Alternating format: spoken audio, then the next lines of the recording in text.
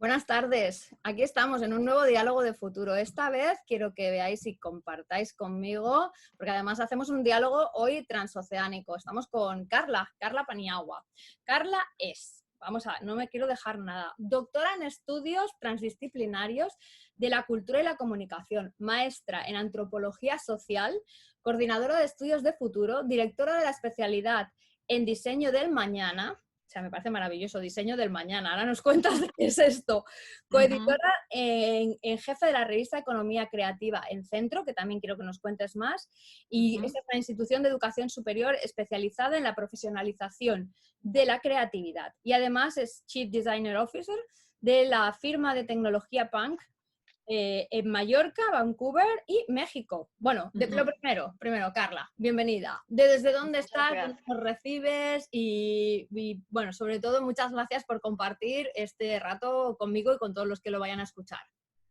Muchas gracias a ti, Gemma, por la invitación. Te saludo desde la Ciudad de México. Aprovecho para felicitarte, que me imagino que has estado muy felicitada, muy celebrada por la reciente inclusión, por tu inclusión en la lista de los futuristas, de las futuristas más influyentes de España en Forbes. Así que estamos de plácemes. Muchas felicidades. Pues muchas gracias, Carla. De hecho, ya sabes que fue una lista que se conformaba entre todos y tengo que decir que yo te consulté si tú trabajabas en España, porque sí, yo te iba a mencionar, lo que pasa que luego... Amorosa.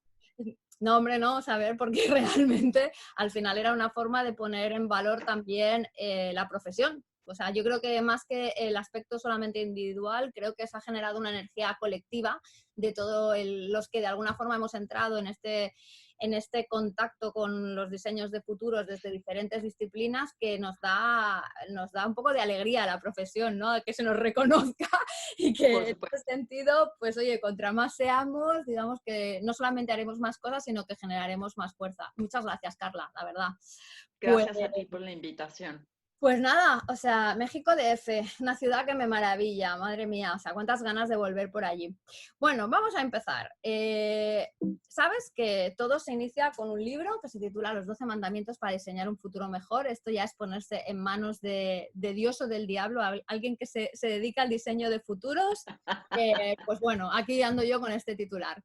En fin, lo primero, dime tú, desde tu visión de lectora, que sé que además lo has leído, ¿qué te ha parecido? Y, bueno, más o menos amplio, sobre todo un poco ¿qué te ha resonado de estos 12 mandamientos? E incluso si quieres profundizar en alguno de los capítulos o algo, Carla, pues aquí estoy dispuesta a escuchar. Bueno, primero te agradezco la confianza. Me gustó hacer la inmersión en la lectura. Encontré que es una lectura provocadora. Celebro mucho que te hayas animado, además, a escribirlo y a publicarlo tú misma, ¿no? A publicarlo de forma independiente, porque de repente uno se queda esperando a ver si una editorial te acepta.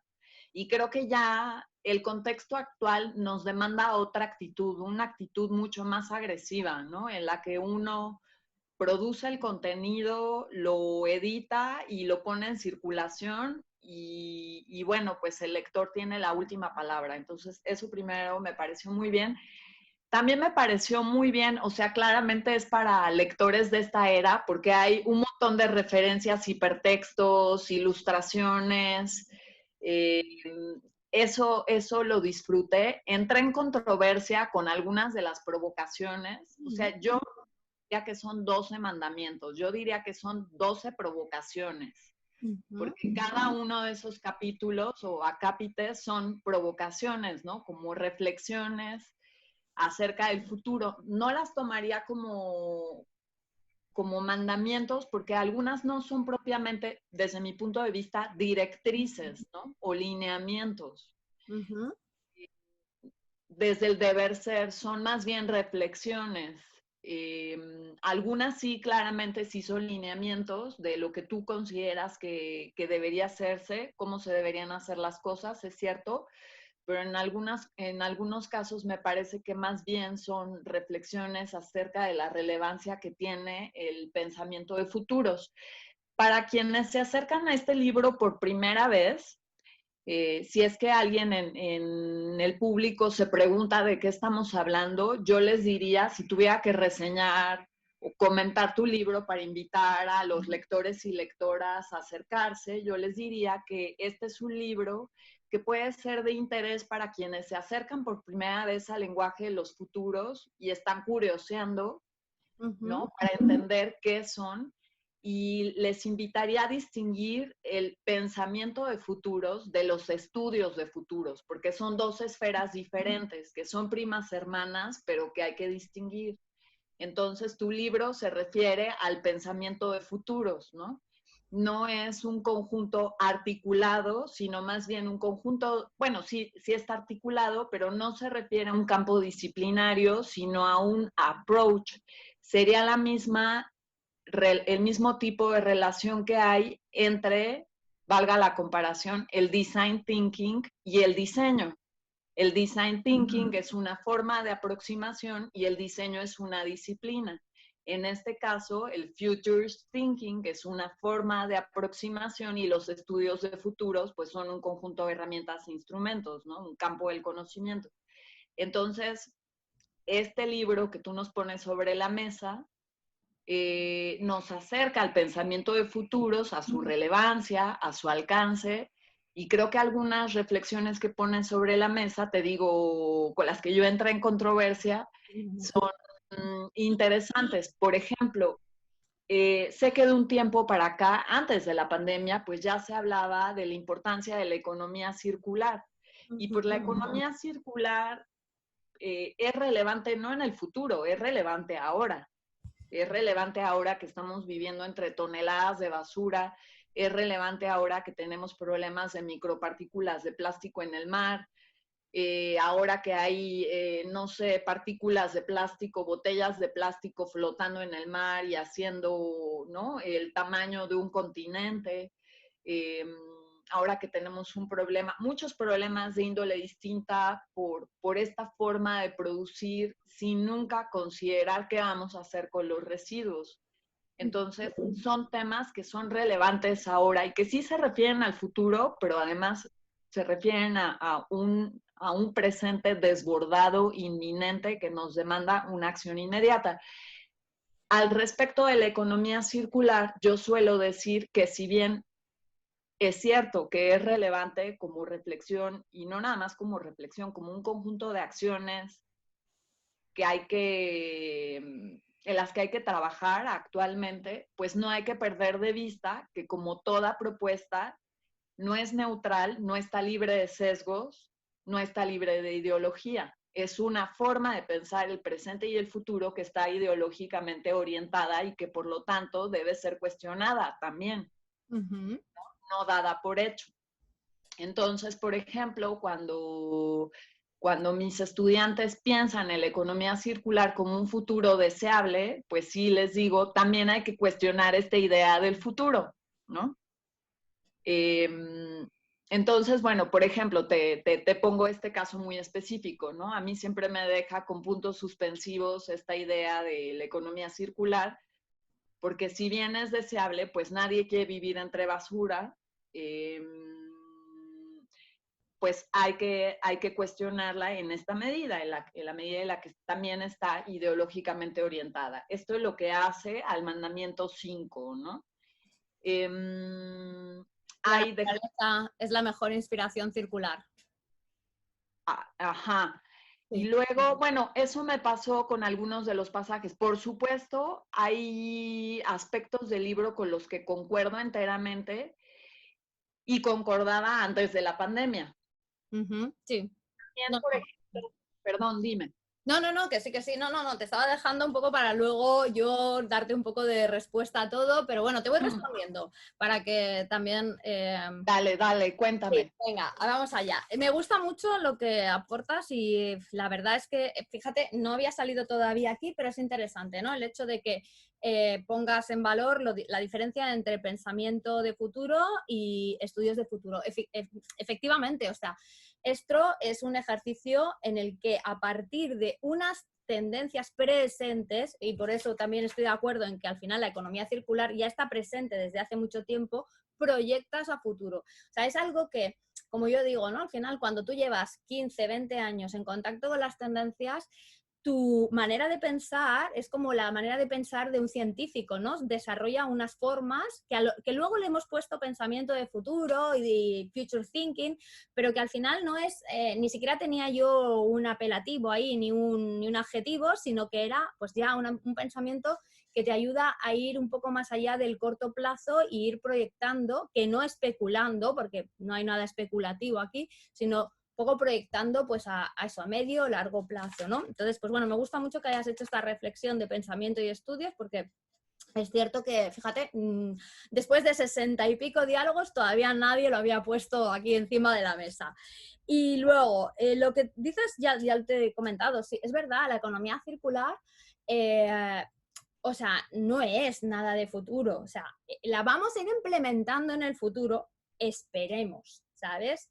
Porque lo primero que hay que hacer es redefinir los procesos de economía lineal que ahora hay para ver cómo entran en esa economía circular. Y como en todo eso, como tú bien dices, porque sobre el papel al final todos son elementos muy bonitos y utópicos y quedan muy bien en los discursos de marketing, va a costar mucho porque realmente hay un montón de conflictos de intereses por en medio que harán que tengamos que cuestionarnos y recuestionarnos un montón de cosas, ¿no? Hablando de economía circular, que tuvimos a otra persona, a Clara, que hablaba de ello, pues decía, por ejemplo, una cosa que tú has dicho, o sea, que ahora resulta que no hagamos que lo biodegradable se convierta en una nueva herramienta de marketing. O sea, no todo en la economía circular es ni correcto ni válido, ¿vale?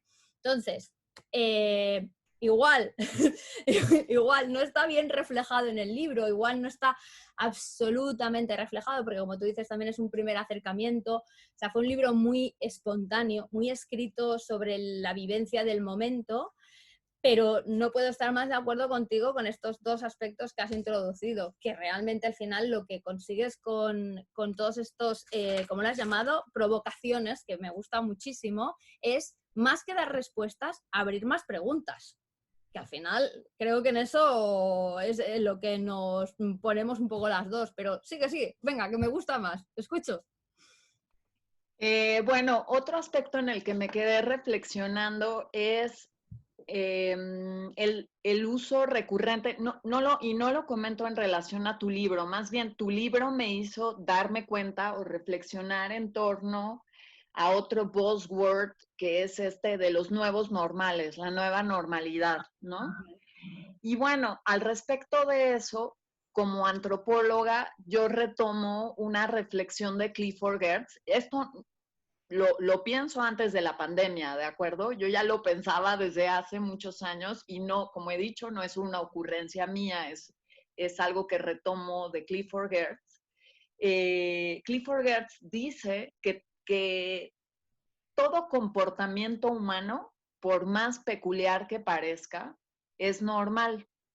Lo que estoy diciendo es muy fuerte, y es en sí mismo una provocación. Cuando suelo decirlo en el contexto de la clase, lo digo con un propósito muy específico, que no es nada más provocar, sino ayudar a mis estudiantes a mirar el comportamiento del otro. Esto se relaciona también con otro de tus mandamientos, que tiene que ver con que ahora todo se trata acerca del comportamiento. Para mí, todo el tiempo se ha tratado siempre del comportamiento, ¿no? Porque siendo antropóloga, pues ese es mi campo de trabajo, estudiar el comportamiento, el performance.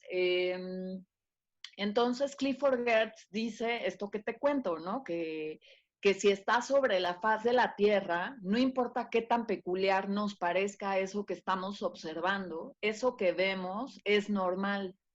Es normal en el sentido de que es norma, dado que el comportamiento humano es todo aprendido, no importa qué tan raro nos parezca.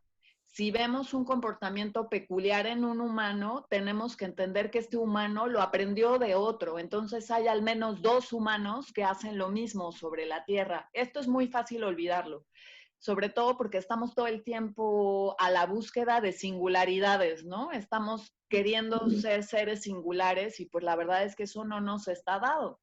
Somos seres que nacemos no siendo humanos y nos volvemos humanos a lo largo de la vida, aprendiendo de otros humanos cómo ser, ¿no? Cómo ser esto que somos. También dicho por el mismo Clifford Geertz. Por lo tanto, tengo que decirte que este asunto de la nueva normalidad me tiene chata, como dicen los chilenos, me tiene hasta acá, porque yo digo nueva normalidad con respecto a qué, ¿no? Si está sobre la faz de la tierra, es normal. Total. Llámale viejo o nuevo, pero es normal en el sentido de que es norma. Por otra parte, lo que yo veo, y esto tiene que ver con lo que comentábamos antes de entrar al aire, de qué es lo que pasa con la visión de túnel, lo que yo veo desde mi faro, desde mi pequeño lugar de observación muy sesgado y muy limitado, es más de lo mismo, pues tampoco veo propiamente una nueva normalidad. Sí, claro que hay cosas que están cambiando a raíz de la pandemia, sí veo nuevos aprendizajes, pero no veo un reseteo de la conciencia colectiva y tampoco tendría por qué haberlo, no podemos resetearnos, no hay tal cosa como el desaprendizaje, pues esto retomando a Gregory Bateson, no, digamos, pues sí es cierto que hay nuevos aprendizajes como resultado del lockdown y como resultado de este gran cisma que nos representa el COVID, pero tampoco es que somos otros, ¿no? Y que olvidamos lo que éramos antes de la pandemia. Entonces, yo creo que también otra categoría que merece ser cuestionada de manera importante y diseccionada con un poco más de cuidado, y no lo digo en relación a tu libro, sino en términos globales, me parece que sí tenemos que dedicarle un poco más de tiempo y un poco más de disección minuciosa al concepto de nueva normalidad. ¿Tú qué piensas acerca de eso? Uy, qué bien, mira, me encanta que me haces tú misma ya la pregunta. O sea, sí, pues mira, te voy a decir que, fíjate, o sea, pero bueno, es que vuelvo a lo mismo. Eso es tan relativo como la persona que tengo enfrente, ¿vale? O sea, tú eres una persona que, como tú dices, tienes unos estudios antropológicos, ¿vale? Y esto pues te permite ver palabras que detrás tienen conceptos asociados a pues como tú los has construido a partir de tus estudios y a partir de tu experiencia, ¿no? Para mí ahí reside mucho de lo que al final asociamos a esos grandes, como tú dices, palabras que se ponen de moda o conceptos que se ponen de moda, eh, que repetimos y repetimos y repetimos y repiten, sobre todo en los medios de comunicación, y que por ende la gran mayoría piensa que ese es el significado, ¿no? Entonces, yo aquí diría que me hace falta cada vez más expertos en lingüística, expertos en explicarnos etimológicamente muchas veces de dónde vienen las palabras, ¿no? O sea, tú has dicho normal viene de norma, ¿vale? Entonces, de norma significa que como mínimo dos, ¿vale? Igual que moda vendría de media, por lo tanto hay un grupo de gente y por eso de alguna forma se convierte mucho más mainstream, pero eso no significa que dos no sean ya algo, una norma, algo normal, ¿vale? Pero claro, entramos en la palabra normal, ¿a qué se contrapone? Que también es un temazo, ¿vale? Se contrapone a anormal, a subnormal, a una serie de palabras que siempre nadie ha querido estar en ese colectivo, ¿no? O sea, igual empezamos a contraponerlo a la palabra auténtico o diferente, que ya mola un poco más, pero bueno, o sea, no deja de ser porque algo mola, no porque realmente sea la contrapostura. Y porque además, asimilar que una conducta, un comportamiento, digamos que asocial, por decirlo de alguna manera, que no va acorde a los valores y a los principios sociales, como podría ser ahora el tan traído, y no quiero entrar en polémicas, violencia machista y un montón de cosas, puede ser normal, eso ya sería montarnos en una polémica del 15 y 20, ¿sabes? ¿No? Porque el otro día leía una frase que me pareció absolutamente brutal, no sé si la voy a saber recordar exactamente, pero decía algo así como que vivimos en un mundo en el que los inteligentes, y no es que me esté poniendo inteligente, sino que los inteligentes no se atreven a decir lo que piensan por no ofender a los ignorantes, ¿sabes? O sea, hemos entrado en un punto en el que realmente decir según qué, o sea, es entrar en polémica continuada. Entonces, claro, yo entiendo que tú todo lo que dices es ¿por qué lo llevas al concepto de provocación? ¿No? Lo entiendo perfectamente y me gusta muchísimo, ¿no? Pero es que, claro, detrás habría que hacer unos análisis tan profundos que a veces el día a día ya ni te los permite y no sé si realmente todos los individuos, y tampoco me considero una persona súper ilustremente formada, o sea, sí una persona curiosamente avanzada, ¿sabes? Pero no sé si todos los individuos se cuestionan tanto eso, por ejemplo, el lenguaje, que me parece algo absolutamente brutal y una herramienta con la que estamos todo el día construyendo y no le damos el valor que tiene. ¿Vale? Entonces, en la segunda punto que comentabas, lo de si considero, bueno, lo de la nueva normalidad también me parece un concepto, bueno, no voy a decir una sandez, pero aburridísimo, no me interesa en absoluto. No, o sea, vamos, o sea, creo que al final ni estuvimos ni estamos, o sea, es un evolutivo, es un continuado y es cierto que además, o sea, no veo un reseteo, estoy de acuerdo contigo.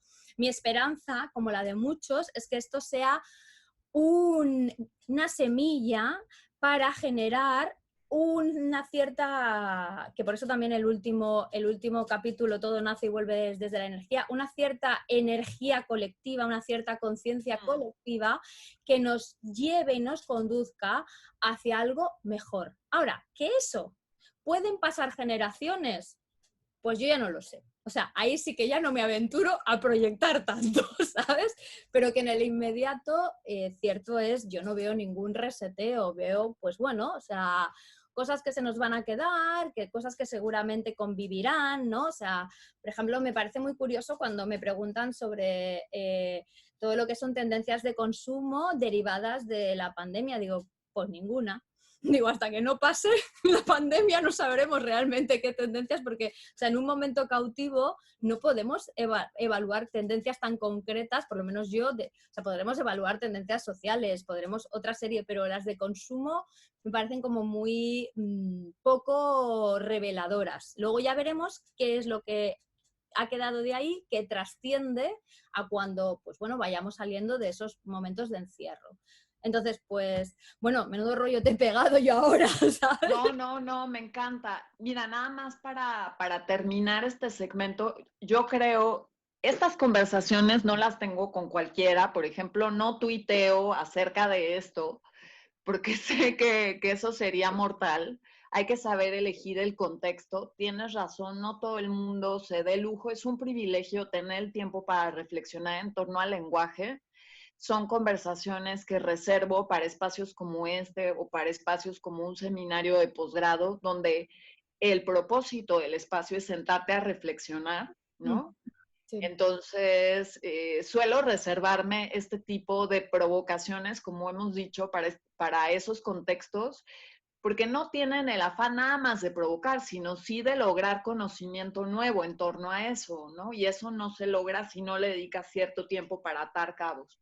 Solamente quisiera aclarar para un poco como para neutralizar cualquier posible prurito que pueda generar esta idea que puse sobre la mesa de la normalidad según Gertz, que el que cierto comportamiento, el que todo comportamiento humano sea aceptado en primera instancia como normal, es decir, como norma, no equivale a considerarlo aceptable, deseable, legal, pertinente. Lo que pasa es que no le toca al antropólogo decidir eso.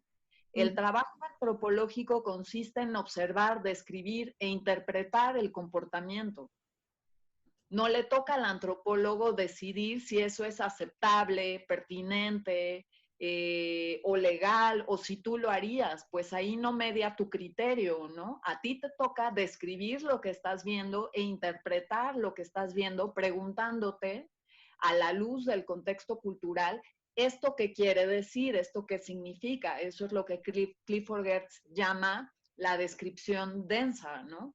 Hacer una interpretación de orden semiótico acerca del comportamiento colectivo. Y si tú empiezas preguntándote si eso es aceptable, pues ya perdiste, porque lo estás leyendo a la luz de tus sesgos, no a la luz del contexto cultural. Entonces es por eso que se asume como premisa que lo que estás viendo es normal, aunque a lo mejor tú no lo harías, ¿no? Aunque a lo mejor en tu contexto tú no consideres que el machismo es aceptable, ¿no? Pues no, no es aceptable, pero lo que estoy viendo, ¿no? Es cierto comportamiento del otro que yo debo estudiar e interpretar, como que hay que tomar esta premisa a la luz de o en el contexto de su uso. Pues regularmente esta premisa de trabajo tendría que funcionar en el contexto del trabajo antropológico, ¿no? Cuando tú tienes que analizar el performance de un grupo, de una tribu. Totalmente. Entonces, pues no debes... Acabe. Sí. No, que estoy totalmente de acuerdo, Carla, y además te agradezco especialmente que, oye, que te lances y que me consideres perfil afín para tener este tipo de charlas. Totalmente. Porque para mí son un lujazo, ¿eh? O sea, a mí me encanta. Digamos que, bueno, o sea, yo siempre digo que yo, mira, antropología no estudié, me encantaría, pero hice parte de sociología dentro de mi carrera de, de periodismo y de publicidad. Y luego aquí en la Menda, en su momento lúcido, en una de las optativas, cogí semiótica, que creo que es la asignatura más difícil de toda mi vida, pero la que al final cuando la entendí más disfruté. Porque siempre lo digo, me gusta entender los conceptos complejos.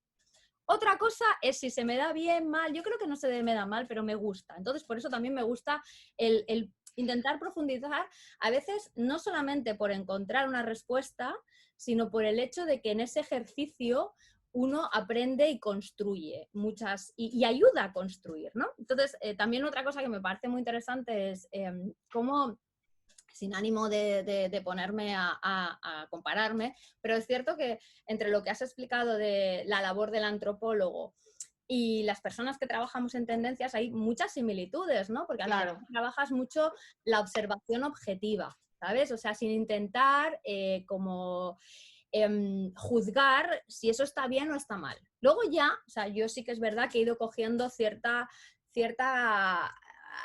propósito a intentar decir, bueno, dentro de todo intentemos cogerlo mejor, pero bueno, cuando tú haces la observación es objetiva, eso está claro. Y además se basa mucho en eso, en las etnografías, bueno, antes más, ahora es digamos que más etnografía digital, que acabas buscando muchos datos internos, pero que hay mucha de observación, pues como tú dices, de la descripción del comportamiento colectivo. Así que, bueno, mira, oye, vamos encontrando más cosas que me parece que congeniamos bastante. Voy a avanzar un poco, ¿eh? Pero bueno, podemos volver para atrás cuando quieras, no hay problema. El segundo punto, que también tiene de transversal el libro, reflejado un poco en este compendio de los Objetivos de Desarrollo Sostenible, pero extendido a ese concepto de futuros mejorados, que para mí tienen mucho que ver con sostenibles, equitativos y tecnooptimistas.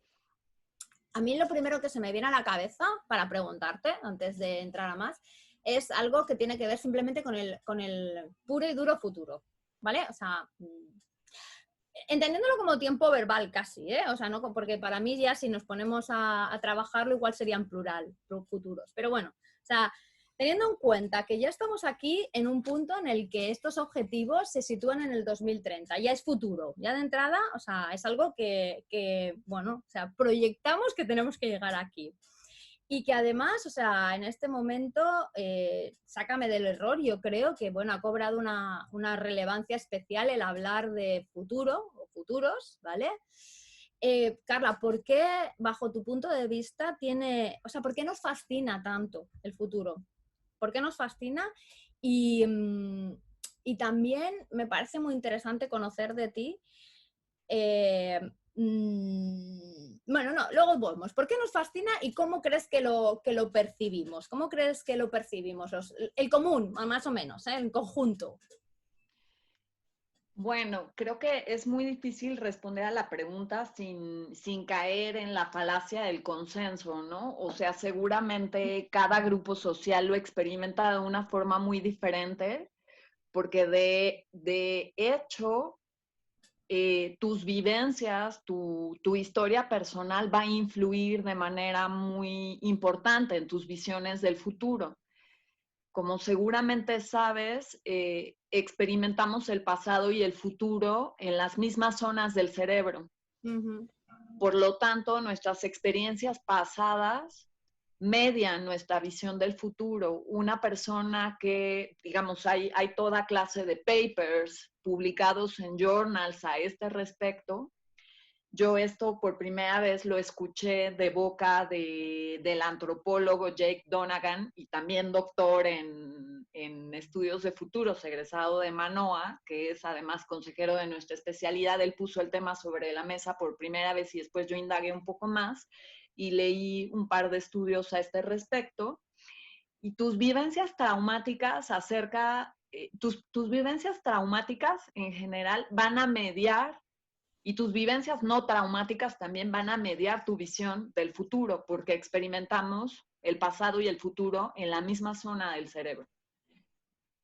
Por lo tanto, creo que es imposible que todos los humanos experimentemos igual el futuro, porque nuestras vivencias pasadas no son las mismas. Una persona que ha vivido una vida muy traumática de entrada va a tener una visión quizás mucho más pesimista del futuro y mucho más cortoplacista. No sé, si tú le preguntas, y esto, por ejemplo, el caso que te voy a citar corresponde a un estudio que se hizo en la institución donde trabajo, en Centro. Sí.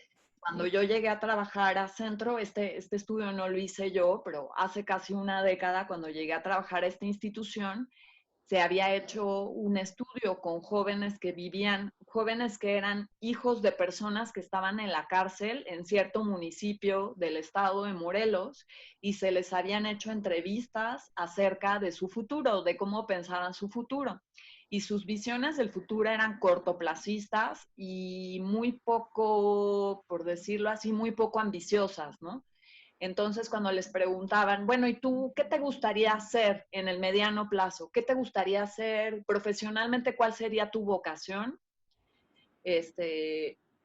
Eran poco ambiciosos en sus expectativas, ¿no? Era como, no, pues me gustaría ser maestro de obras, trabajar en la construcción. O sea, su espectro de posibilidades era muy pequeño.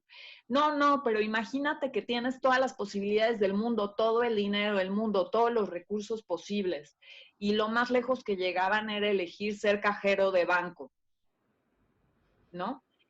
¿Qué quiero decir con esto? Que pues nuestra experiencia vital va a influir de manera importante en nuestra experiencia del futuro.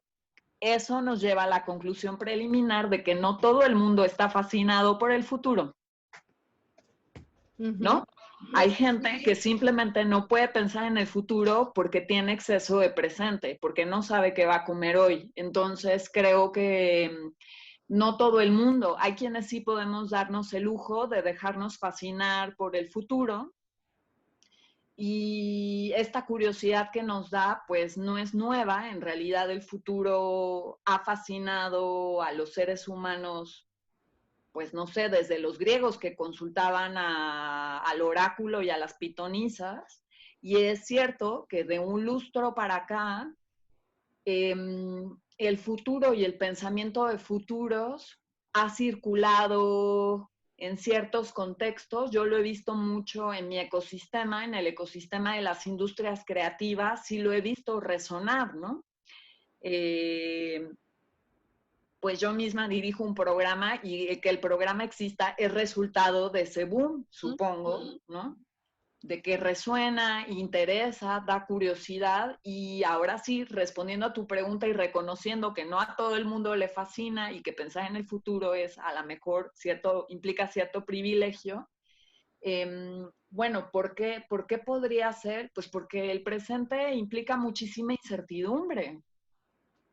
Y los estudios de futuros, una de sus promesas, digamos, de este campo del conocimiento, porque no todo el mundo concuerda en su carácter de disciplina científica, quienes lo consideran incluso un arte, los estudios de futuros te ofrecen la posibilidad de dotarte de herramientas e instrumentos no para acabar con la incertidumbre, sino para aprender a navegar mejor en la incertidumbre, para que esta incertidumbre no te arrase como una ola. Y bueno, pues eso me parece muy claro, que cada vez más tenemos superávit de incertidumbre. Vivimos en una era de mucha información, más de la mitad de la información que circula es falsa. Además, tener más información no nos ha vuelto más inteligentes, todo lo contrario, parece que nos hemos vuelto más tontos. Entonces, eso nos genera mucha incertidumbre. Y ante tanta incertidumbre necesitamos certezas. Y bueno, no nos equivoquemos, me parece que tú lo sabes mejor que yo, que este campo profesional no te garantiza que se te va a quitar la incertidumbre. Pues no, la incertidumbre no se quita, pero tienes herramientas para navegar un poco mejor, ¿no? Como que con un poco más de dirección, sabiendo qué hacer o cómo encarar esa información que viene a ti de manera desmesurada y desordenada. Y aquí lo que aprendes es a organizar la información y a detectar señales para navegar mejor en ese desorden. Supongo que ahí está una posible respuesta de por qué hay pues cierta fascinación y por qué puede haber digamos, no es el único camino, ¿no? Hay otros caminos que sirven para responder a una alta incertidumbre. Pues hay quienes no toman el camino de, no sé, del trabajo, de cierto campo del conocimiento tan estructurado. Hay quienes optarán por otro tipo de respuestas, pero es una respuesta más para navegar frente a la incertidumbre. Esa es mi hipótesis, a ver si eso sirve. Y me gusta mucho, fíjate, qué interesante, que conforme voy preguntándote cosas, igual, no sé si claro, no sabía cuáles iban a ser tus respuestas, pero ayuda a ordenar un montón de cosas. Ayuda a ordenar, ya hemos empezado con la diferencia entre pensamiento de futuro, future thinking, estudios de futuro, que, como tú bien dices, te ayudan a eso, a navegar, a aprender a navegar esa incertidumbre, no a resolverla. Por eso las tendencias entran directamente en estas señales que te ayudan, que no te dan certezas, que en la gran mayoría del tiempo vuelven a abrirte preguntas, pero las preguntas te conducen a diferentes escenarios, ¿vale? Y ahí estarían los estudios. Pero luego está el concepto futuro, que además empiezo a pensar que es el del individuo, o sea, que además me parece muy interesante porque es difícil, o sea, por lo que tú me explicas, a mí me ha reventado un poco el cerebro en este momento, por lo que tú me explicas, es difícil que coincida el concepto futuro de persona con el concepto escenarios de futuro, porque si resulta que nosotros ya construimos un futuro en base a nuestro pasado, nuestras vivencias, probablemente, como tú bien has dicho, por más que introduzcas ingredientes ahí en el pensamiento de la persona, o sea, en la cabeza de la persona, en plan, no, venga, tú piensas que tendrás todo el dinero del mundo, que igual toda la tecnología del mundo, que finalmente hay un elemento determinista que te llega a ver probablemente una única salida, un único futuro, como mucho un poco ampliado. Entonces, no sé si me estoy explicando, pero me parece como bastante interesante ver que el futuro a uno difícilmente va a estar igualado o difícilmente se va a poder, ¿cómo te diría?, implementar esta parte de estudios de futuro para compañías, para empresas, tal, en la persona. O sea, no lo sé si alguna vez se ha probado, pero lo veo como complejo. ¿Me estoy explicando, Carla? Sí, ahora me está explotando la cabeza a mí. Tengo que pensar es cierto, a ver, Pues no sé, bueno, continúa, porque me imagino que estabas a mitad del argumento y ahora te cuento. Esta era una de las reflexiones, que tampoco, igual no tenemos que solventarla, pero me parece como una reflexión que me ha hecho ahí como, que le daré unas cuantas vueltas, ¿eh? Igual lo podemos dar hasta juntas, ¿no? Pero me parece como interesante. Y la otra es, entonces, algo que también te quería comentar y que creo que, bueno, a lo mejor tú puedes aportar algo, es, me parece como bastante interesante esa parte que siempre se dice, ¿no? Que el futuro, bueno, pues que no existe y que se construye con las narrativas del presente. Ahora vemos que tiene que ver mucho con las vivencias del pasado también. Pero entonces, sigues, o sea, primero, entiendo y casi estoy segura de que me vas a decir que sigue pesando más las vivencias del pasado. Pero bajo tu punto de vista, ¿qué pesa más eso? ¿Las vivencias del pasado, las narrativas del presente? Y sobre todo, ¿de dónde crees tú que fluyen y con qué intención están fluyendo las narrativas presentes para que imaginemos, pensemos, no digo los profesionales, sino en general, posibilidades y visiones de futuro? Carla. Tengo que decirte, lo primero que te tengo que decir al respecto de estas preguntas tan interesantes que me haces es que me gustaría no tener aquí café, sino unas mimosas, porque son preguntas que no puedo encarar estando sobria. Entonces, me encantaría más bien que no fuera de día, sino que fuera de noche y estarme tomando un whisky para poder meditar con suficiente profundidad esto que me planteas. Quisiera regresarme un poco a la primera parte de la pregunta y seguramente después te voy a pedir que me recuerdes para volverme a encaminar hacia esto que dices de cómo influyen las narrativas. Este asunto de cómo ensamblar el futuro personal con las visiones colectivas, déjame decirte que sí hay modelos, o sea, el estudio que yo te cuento no fue un estudio prospectivo, eso vale la pena decirlo. Fue un estudio que se hizo en mi universidad, un estudio etnográfico, los alcances eran otros, entonces la manera en la que se extrajeron estas visiones de futuro, o sea, yo creo que el método es relevante, ¿no? Entonces hay que tomar esa información con ciertas reservas. ¿Cómo lograste la extracción de esas visiones de futuros? En ese caso no se usó un método prospectivo, pero sí hay métodos prospectivos específicos para generar escenarios de futuros personales.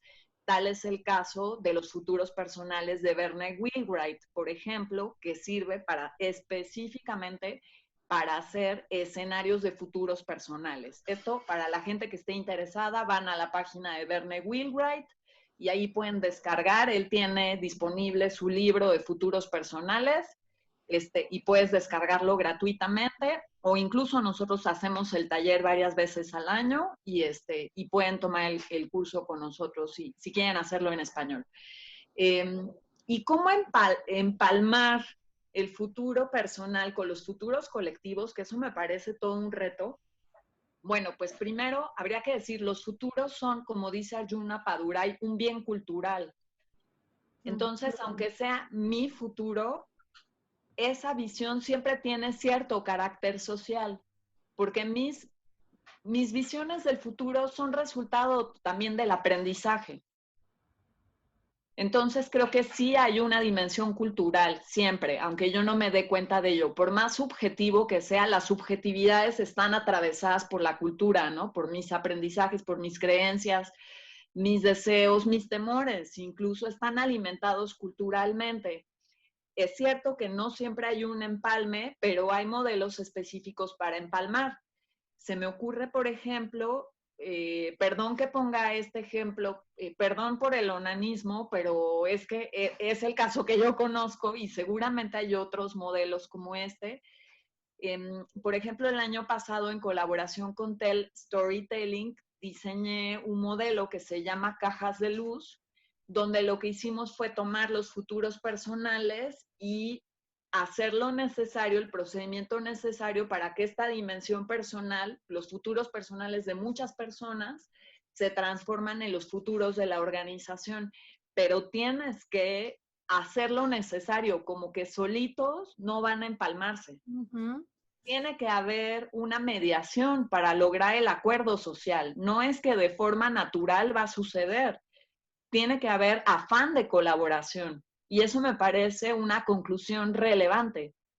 No es que nosotros por naturaleza ya lo tenemos metido en el ADN. La colaboración es un afán que tenemos que perseguir de manera consciente. Igual que la igualdad, igual que la sostenibilidad, igual que muchos otros valores de esta era, nosotros por ser mamíferos no lo tenemos precargado en el instinto, lo tenemos que aprender y explícitamente nos tenemos que proponer que nuestro futuro personal sea coincidente en sus propósitos con los valores de mi comunidad o de mi familia o de mi compañía, porque solito no va a suceder. Tenemos que hacer que suceda, ¿no? Entonces, pues hay modelos específicos que hacen, que provocan, no que obligan, sino que provocan que la gente se ponga de acuerdo. Al respecto de esto, yo traería a colación los arcos de futuro de Jim Dator, y seguramente recuerdas que uno de los arcos de futuro es el futuro disciplinario. Y dice Jim Dator que en ese arco de futuro la disciplina se logra no por imposición, sino por acuerdo social. Las comunidades acuerdan funcionar de cierta manera, pero eso no sucede solo. Tenemos que ser conscientes de cuáles son los valores que perseguimos y entonces trabajamos en torno a eso. Por eso existen los ODS, ¿no?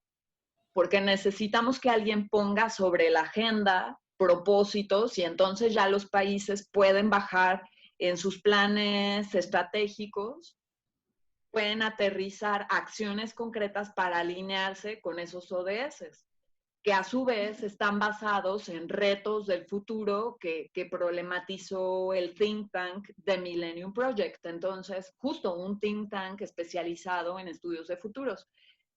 Entonces, no va a suceder solo. Me parece que esa es una conclusión que es relevante, ¿no? Porque esta coincidencia no nos está dada, sino que hay que buscarla como parte de nuestra pesquisa. ¿Por qué? Pues porque eso es lo que nos va a garantizar la supervivencia de la especie, ¿no? Si seguimos dándonos de codazos en un planeta ya donde los recursos no alcanzan, pues lo único que vamos a garantizar es desaparecer como especie.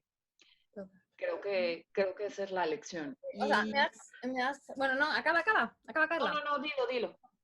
No, de alguna forma, o sea, te iba a preguntar en algún momento cómo podemos sumar con la prospectiva, bueno, llámale prospectiva, llámale con la parte esta de futuros, que ya veo que en este caso no es tanto la metodología de prospectiva, sino que nos has contado otras, pero que bueno, que al final se entiende a ese desarrollo sostenible y de alguna forma ya me lo estás respondiendo, ¿no? O sea, me parece como muy interesante varias cosas, o sea, bueno, o sea, no sé, me va a costar un montón, o sea, pero un montón, escogerte la frase más notable, o sea, no sé cuál me voy a quedar, te lo digo de verdad, porque hay muchas que me parecen como, wow, o sea, dan que desarrollar, ¿no? Entonces, me gusta el hecho de que esto me lo reservo para ahora una pregunta más, que me gustaría que nos explicaras qué es y para qué sirve y qué se consigue con los futuros personales. Pero bueno, entendiendo que hay una parte para desarrollar futuros personales que para ensamblarla con vivencias colectivas que construyan,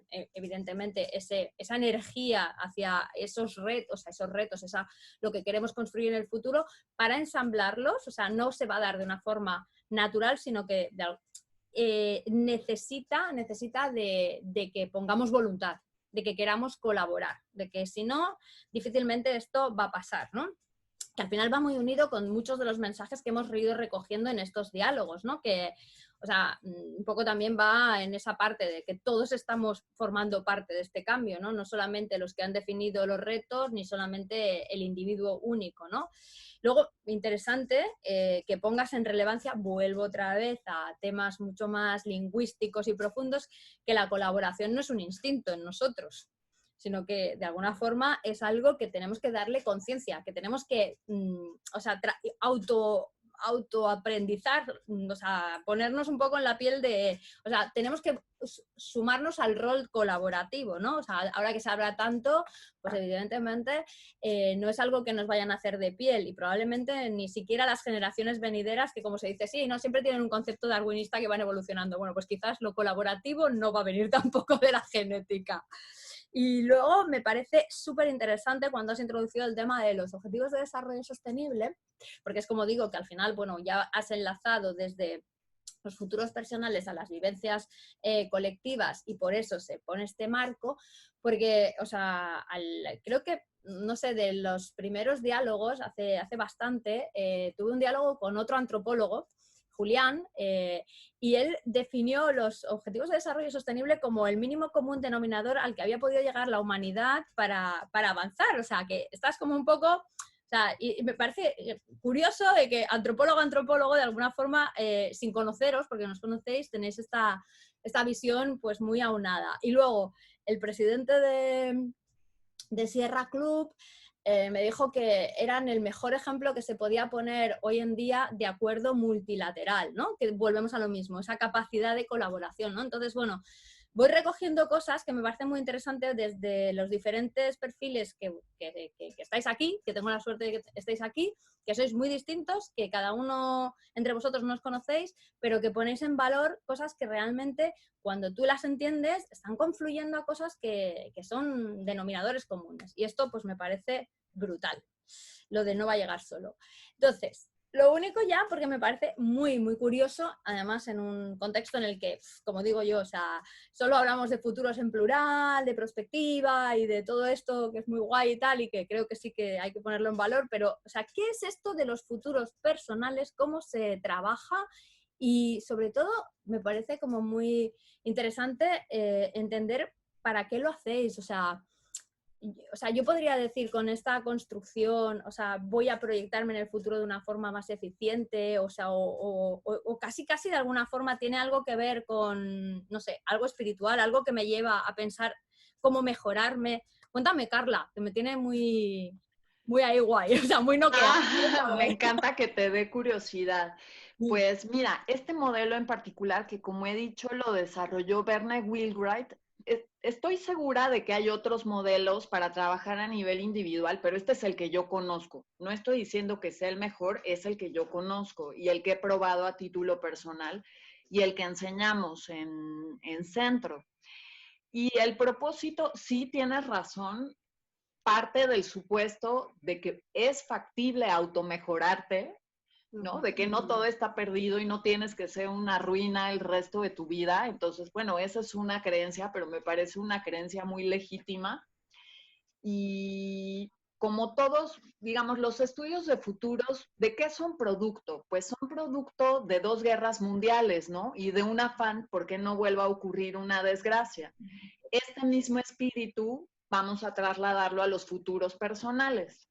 Los futuros personales sirven para lo mismo, para no estar condenado a la desgracia y para que puedas diseñar la siguiente etapa de tu vida. En este caso no diseñas o no piensas tu futuro en función de décadas, sino que más bien se segmenta por curvas vitales. Entonces, pues te preguntas, empiezas preguntándote en qué etapa de la vida estás y diseñas la siguiente etapa de tu vida. Entonces, por ejemplo, te comparto mi experiencia personal. Yo hice, antes de ofrecer el taller en centro, pues primero hicimos una prueba, lo piloteamos para ver cómo era la experiencia, si sí servía, si sí era útil, si era relevante, porque mi acercamiento en principio fue leyendo el libro de Will Wright e intuitivamente yo dije, esto puede servir, y yo me encontraba en una encrucijada personal, entonces enfrentando mi propia guerra mundial y queriendo que no me sucediera otra desgracia, ¿no? Entonces lo necesitaba desesperadamente y había mucha incertidumbre en ese momento, que justo hablábamos de cómo los estudios de futuros te dan herramientas para encarar la incertidumbre, y yo necesitaba tomar decisiones. Entonces armamos un primer grupo, hicimos el piloto y bueno, básicamente todo proceso de prospectiva que deriva en futuros tiene 4 momentos. y para esto quisiera hacer referencia al modelo genérico de 4 momentos de Joseph Boros.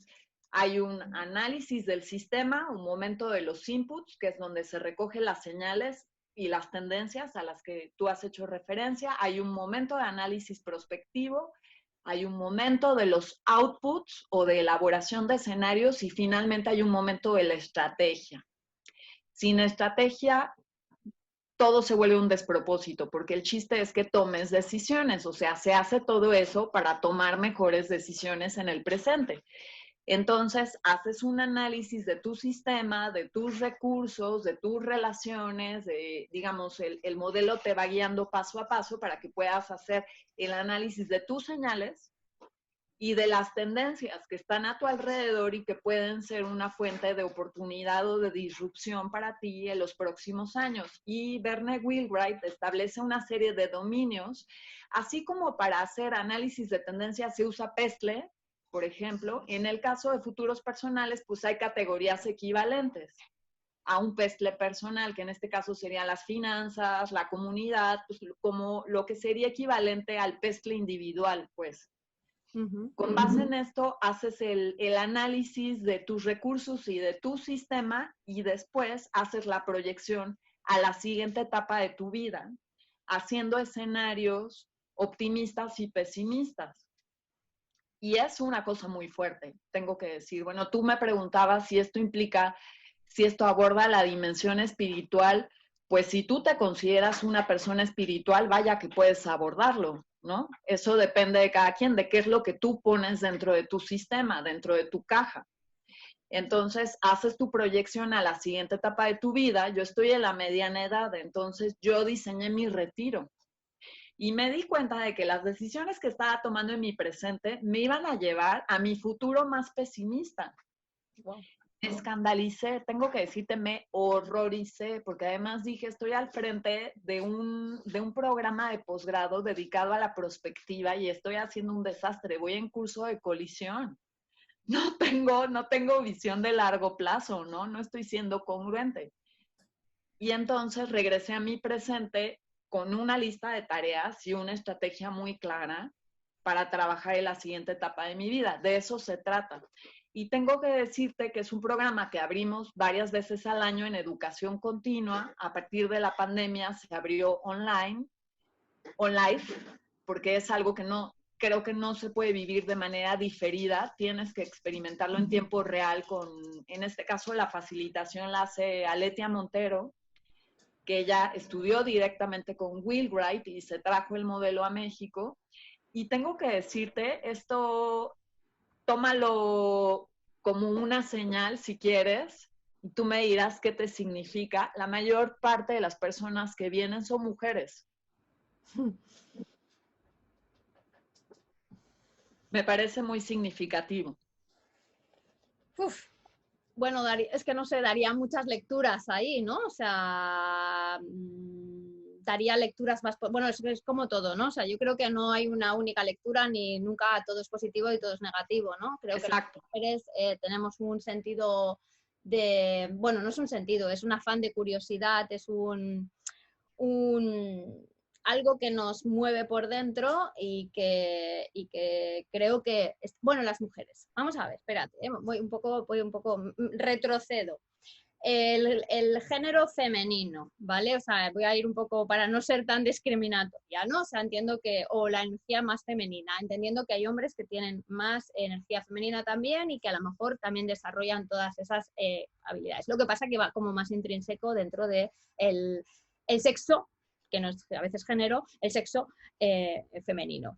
Entonces, creo que eso es una de las cosas. Otra que me parece como que ya no me gusta tanto, pero que tú la has sacado aquí y al final, oye, todo suma, es, ostras, si resulta que yo visualizo el futuro en base a mis vivencias, a lo mejor ya me estoy dando cuenta de que igual ese futuro no va a ser tan positivo como yo pienso, voy a intentar a ver si lo puedo automejorar voy a intentar corregir antes de que lleguemos al desastre, antes de que lleguemos a la guerra mundial, ¿no? O sea, ese punto también que creo que igual la confianza masculina no bueno, no lo desarrolla tanto, ¿no? O sea, bueno, podrían ser como dos aspectos. Seguro que si me pongo sacaría más, ¿no? Pero creo que Okay. hay un par de ellos que, bueno, que creo que están bastante... y que luego, o sea, yo creo que sí, que al final ese concepto, porque yo enseguida, como que cuando has dicho futuros personales, he pensado mucho me ha venido enseguida la palabra automejora, ¿no? O sea, no sé, o sea, no conocía demasiado tampoco, pero bueno, me ha venido mucho a la palabra, o sea, esta, ¿no? Entonces, creo que sí que nosotras, en torno género femenino, estamos como más predispuestas a esa automejora, a esa autoexploración y automejora, ¿no? Que a veces incluso es autoexploración, ¿eh? Porque estoy convencida de que momento cobaya, como digo yo, que tú viviste, en el mío, seguramente sería exactamente lo mismo. O sea, sentiría lo mismo, ¿no? Como pensar, Dios mío de mi vida, o sea, ¿cómo puedo ser yo tan inteligente para algunas cosas y tan tonta para otras, ¿no? No haber previsto todo eso, ¿no? Pero bueno, o sea, a veces necesitas de estas dinámicas. Bueno, yo creo que las dinámicas nunca son malas.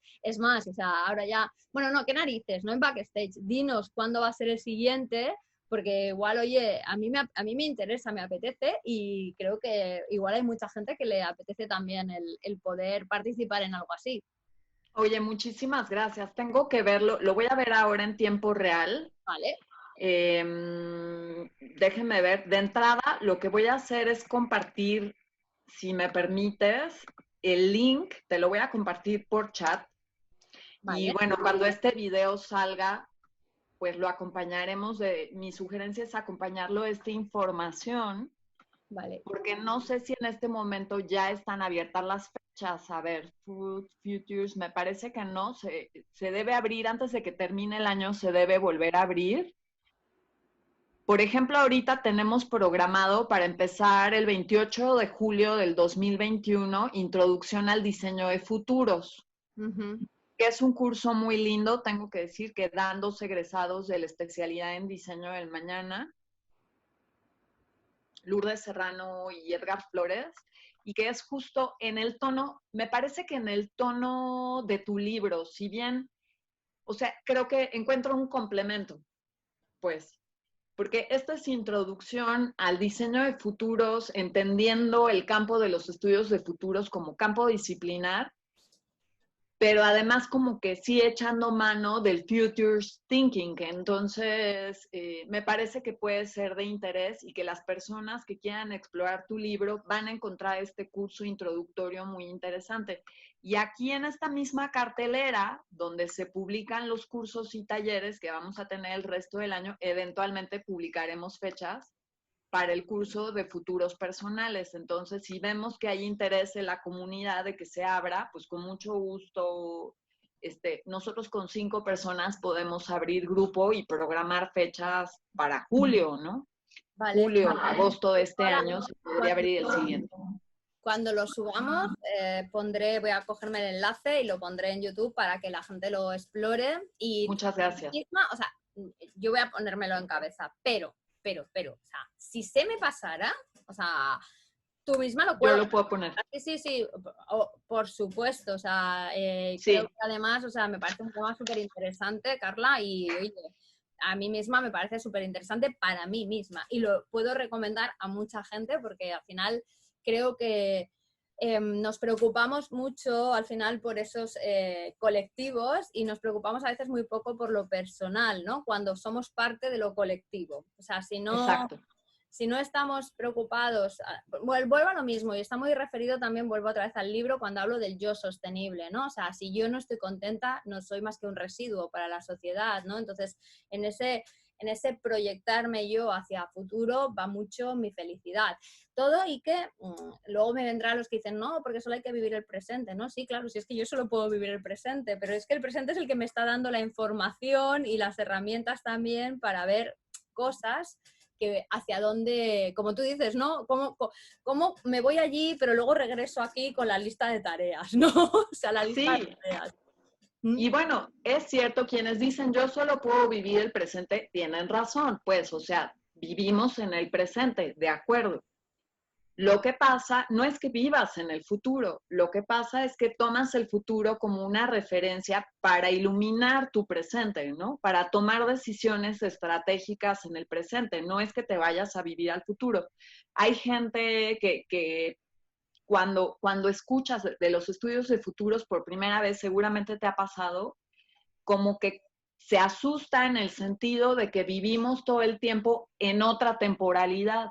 Y no es así, pues. O sea, yo creo que implica un gran compromiso con el presente, pero viviendo tus decisiones del presente desde otro lugar, basándote en la premisa de que tienes capacidad de agencia, porque no hay destino. O sea, eso implica una comprensión muy específica de la realidad. Partes de la creencia de que no está todo decidido y puedes hacer algo al respecto sin ingenuidad, porque obviamente hay grandes fuerzas allá afuera que están más allá de ti, no tenemos control. O sea, sería de una tremenda ingenuidad suponer que lo controlamos todo. Pues no, tenemos una esfera de incidencia y se trata entonces de entender cuáles son tus recursos y cómo puedes trabajar con ellos para generar cierto impacto con responsabilidad, pues. Yo creo que es simplemente otra forma de estar en el presente. No estoy diciendo que sea la única o que sea la mejor, es una forma que implica una comprensión táctica, ¿no? Absolutamente. Sí, sí, no, yo estoy muy de acuerdo porque, o sea, no, yo no me considero una persona, o sea, es muy interesante cuando bueno, esto también va mucho tiene que ver con el cómo te ven el resto, que está bien, ¿eh? O sea, no, ¿sabes? Me lo tomo como algo positivo porque al final si ven algo de eso en mí es porque algo de eso debo transmitir, ¿no? Eso está claro, ¿no?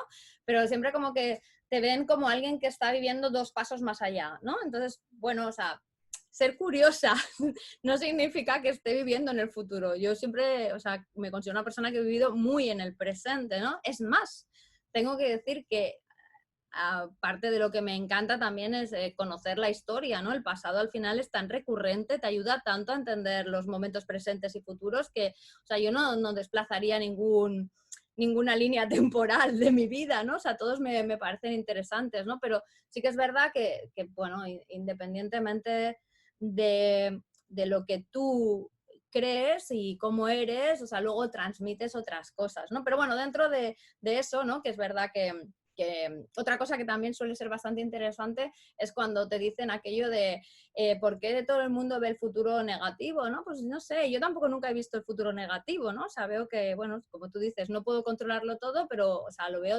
ciertamente con bastantes posibilidades optimistas, ¿no?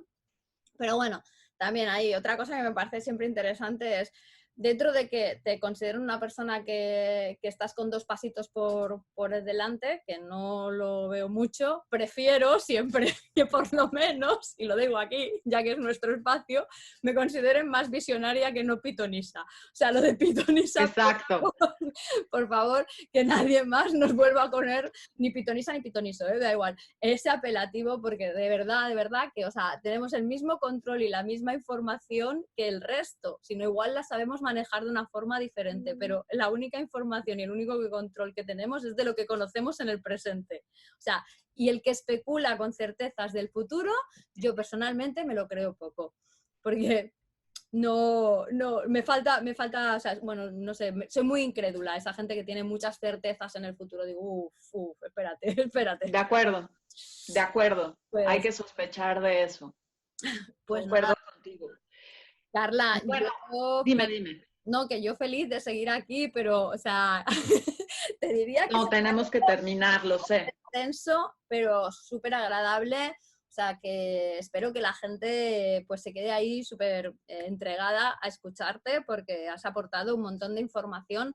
Nos has ayudado a entender un montón las diferencias entre pensamiento de futuro, future thinking, estudios de futuro que nos ayudan a hacer esa pluralidad de escenarios y a tomar decisiones desde el presente en esos futuros y también nos has aportado una visión de lo que son los futuros personales que, bueno, nos pueden ayudar a todos bueno, a sumar al futuro colectivo y también a mejorarnos y también a iluminar, como tú dices, desde el futuro, iluminarte el presente. Entonces, creo que son, por decirlo de alguna manera, son 3 bloques, aunque han estado entrelazados, pero que, wow, o sea, súper interesantes y que, nada, que consulten un poco más tu trabajo y yo seguiré en contacto contigo, ¿vale? O sea, porque me parece muy interesante y tomo la palabra a ese Zoom o en persona con algo más que un vaso de agua o un café, ¿vale? Eso me parece delicioso. Te agradezco mucho esta plática tan enriquecedora. Es un lujo. Nada más me faltó agregar a todo lo que dije, si me permites, que los futuros personales forman parte del curso introductorio también. No solamente lo ofrecemos en educación continua, sino que forma parte del curso introductorio del posgrado de un año, que es la especialidad en diseño del mañana. Es un posgrado online en el cual tengo el gusto de contar para esta generación, como es online, pudimos ampliar nuestro crew de profesores. Entonces, tengo ahora a 2 profesores barceloneses. Por una parte tengo a Jordi Colobranz, el tecnoantropólogo Jordi Colobranz, y también está colaborando con nosotros en esta generación Francesca Tour, que también está incluida en la lista Forbes de las 40 mejores futuristas de España. Sí. Entonces, es un lujo, además de nuestro crew de profesores habituales que nos han acompañado casi desde la fundación de este programa. Están Jorge Camacho, Enrique Urbina, Juan Pablo Zapata y muchos otros profesores que van a acompañar a nuestros estudiantes en esta formación, y arrancamos en julio. Entonces, bueno, sé que siempre es complicado tener estudiantes europeos por el tema de los usos horarios, pero no está de más para los posibles interesados e interesadas que quieran explorar este programa que arrancamos, como he dicho, en julio. Te agradezco muchísimo la atención y la conversación. Como he dicho, ha sido un privilegio y me va a encantar saber de ti nuevamente. Muchísimas gracias por tu tiempo. Claro que sí, Carla. Oye, te mando un abrazo en distancia. Igualmente. Espero que pronto sea así. O sea, que nos podamos dar el abrazo. Exacto, claro que sí. Un abrazo, Carla. Chao. Muchísimas gracias.